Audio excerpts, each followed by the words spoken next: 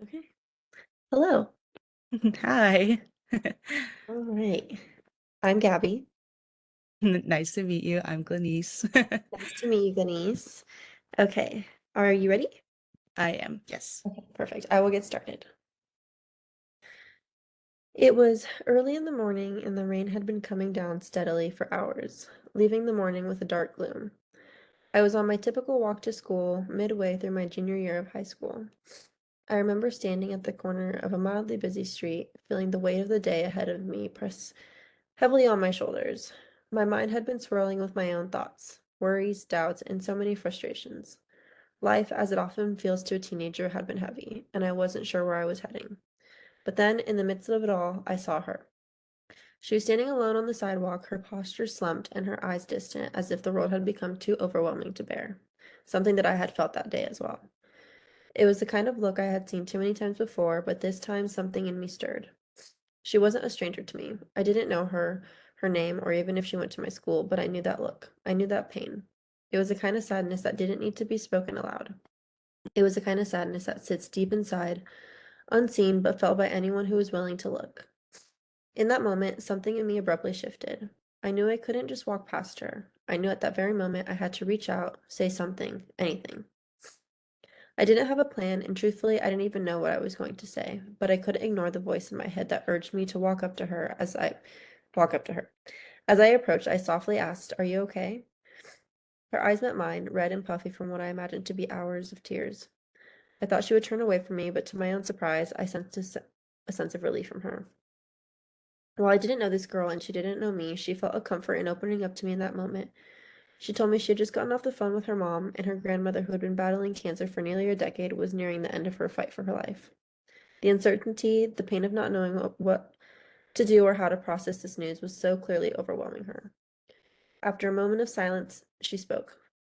"I don't have the words to explain how I feel, how alone I feel. She's my best friend." I listened. I didn't offer any grand solutions. I didn't try to fix everything for her with my words. I simply stood there at the corner of the street offering what I could, my presence. I didn't have many words to comfort her, as I hadn't experienced what she was going through, but I instead offered her something that had resonated with me in some of my worst moments. I told her sometimes just being seen in our darkest moments can make the world of a difference. After a few more minutes of talking, she wiped her eyes and thanked me. I remember her posture slowly began to straighten, even though the weight of the world had just momentarily been dropped on her. To this day, I'm unsure if it was just my presence that helped or if it was the small act of being heard, but I knew at that moment that that was what I was called to do. It was a simple moment, just a conversation on my way to school, but it changed everything, something inside of me. I realized that being a light in a dark world isn't about having all the answers or grand gestures, it's about showing up and being present. It's about caring for people in their lowest moments, even if you don't have the answers, and even if it's a stranger. It's about offering the warmth of kindness and grace when everything around you feels cold and bleak. Since that day, nearly 9 years ago, my passion for caring for others has only grown. It's shaped the vision I have for myself. It's helped me establish my purpose in this life. It's about being there for others, offering hope and comfort in whatever form I can. In a world that often feels dark, I want to be someone who chooses to shine a little brighter, who is willing to step into someone's darkness and say, "You're not alone." The end. Okay, wow. That was so good. Oh my gosh. Oh, Um, thank you. yeah, no, honestly, like, I think one of the best things about it was that, like, honestly, it had me, like, so hooked, like, in the beginning. Like, it definitely, like, kind of, like, raised the question of, like, oh, who's this girl? Like, what, Mhm. like, significance does she have in your life and kind of thing. So it was so good. And, like, the detail and stuff like that of the setting and the emotions kind of thing, it was like all there. Like I like thought I was like on the corner of the street, like Thank describing all you. the stuff and everything. It was, oh my gosh, it was so good. Thank you. You're so nice. Um oh my gosh, like I don't like it's hard to be like have any like feedback because it was so good. But Thank you. um I'd say maybe like kind of like if you wanted to put in more events that maybe like you told her about to help her feel better, Mhm. maybe like tell like in your essay just be like, oh, like these are like the things that I was able to tell her. Like obviously if you were comfortable enough to share them, but Oh yeah, yeah, absolutely. yeah, like definitely like, it's how you related to her and connected to her in a way. But I think it's great that like that's how, you discovered your passion. I definitely think that it seems like a very key moment in your life. It was just amazing overall though. I loved Thank you it. so much. I really appreciate that. Of course, yeah. I love to read like I don't want to say eerie, like no, I like to read like mystery like Oh yeah, yeah, I get you. mystery books, and I like kind of was, I think, inspired of like, okay, I'm gonna start it off where it's like eerie in the Yeah, a beginning little and then like, it's like, who is she? definitely like, yeah, mysterious vibe kind of hooks you in kind of thing. No, it worked out perfectly because Thank it's you. definitely like it could go like so many ways. And like, it's kind of like like you're not really expecting what happens next kind of thing.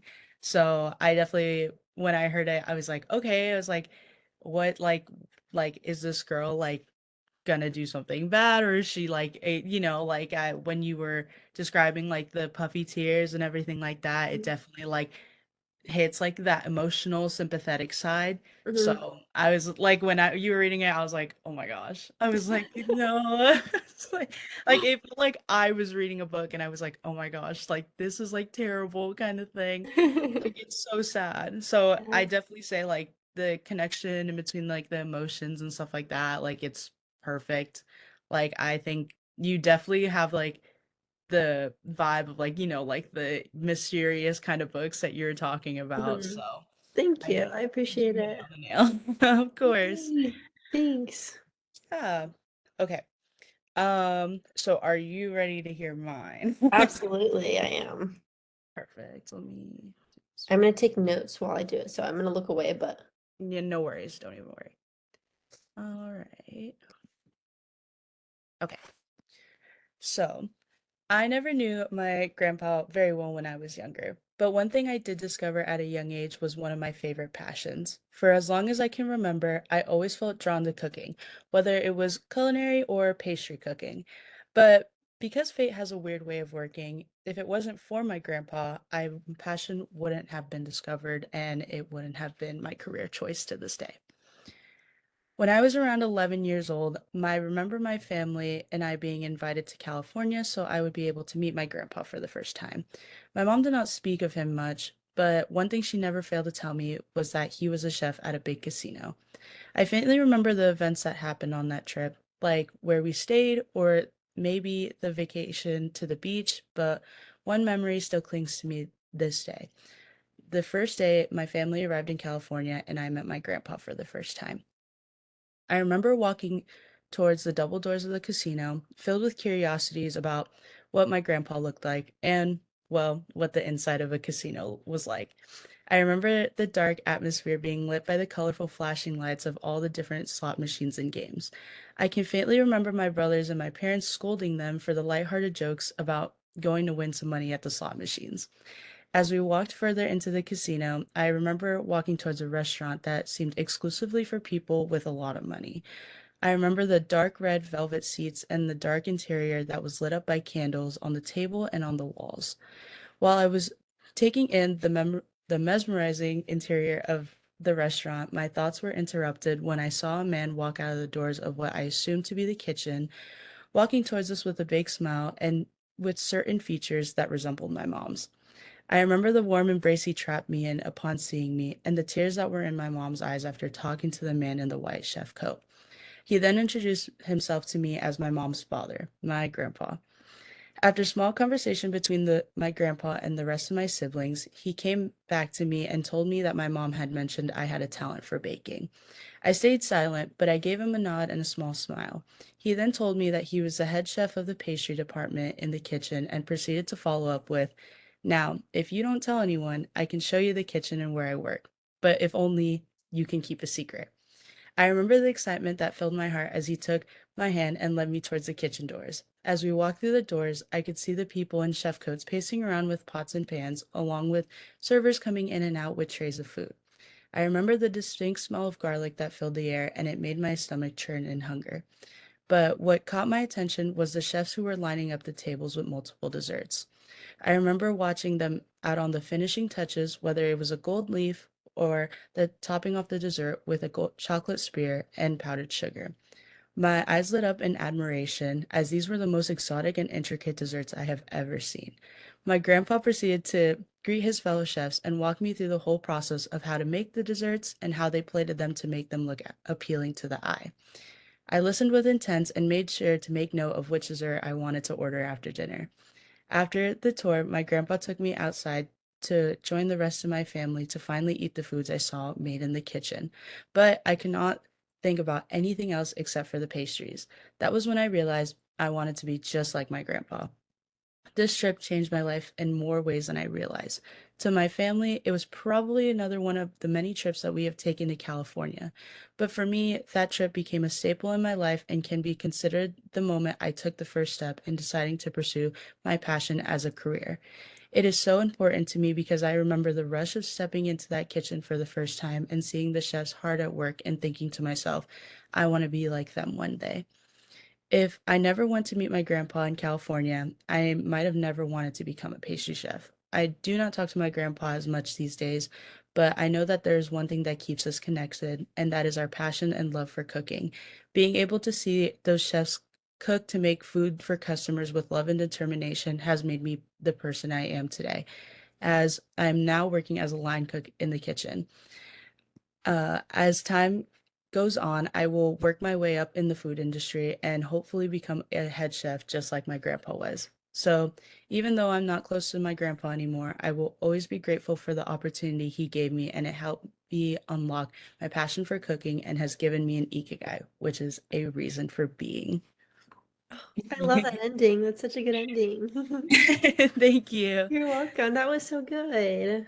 Oh, I thanks. literally, I'm 25, so I've been in many casinos, but Mm, like literally everything you're explaining, I'm like, oh, I literally am thinking of Talking Stick Casino right now. mhm, I'm just yeah. envisioning it. Mhm. That was so good. You were really Thank descriptive. you.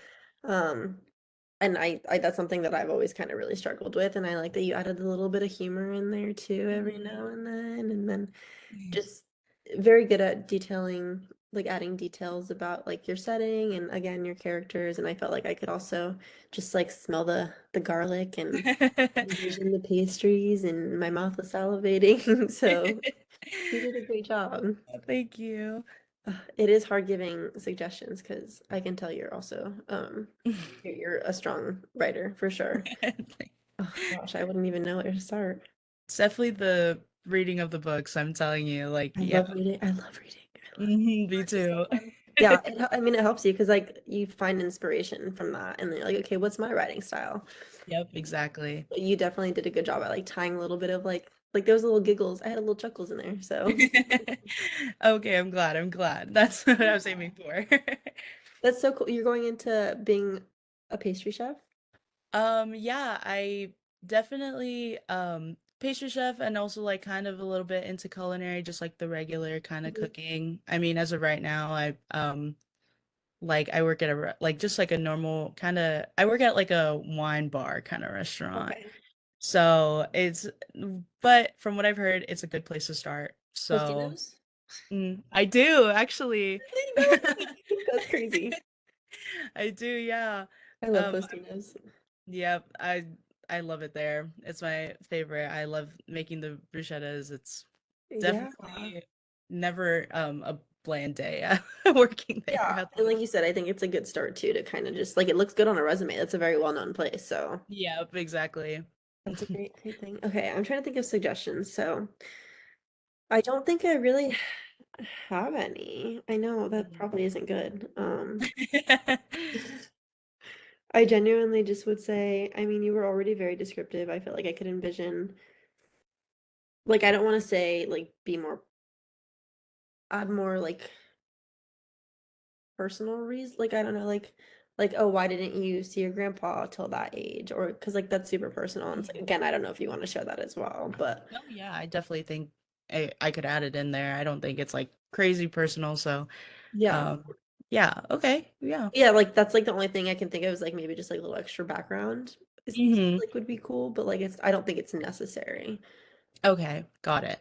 But yeah, Well, you did a great job. thank you. You're welcome. Both of our essays are so good that I'm like, it's hard to like give you advice, hard to give me advice because it's like, like I don't know. Yeah, yeah, no, I agree. I usually don't struggle to like nitpick things, but like I truly Mhm. did struggle with yours, so good job. Thank you so much. Of course. Uh, Okay, I'm gonna stop recording. okay, got it.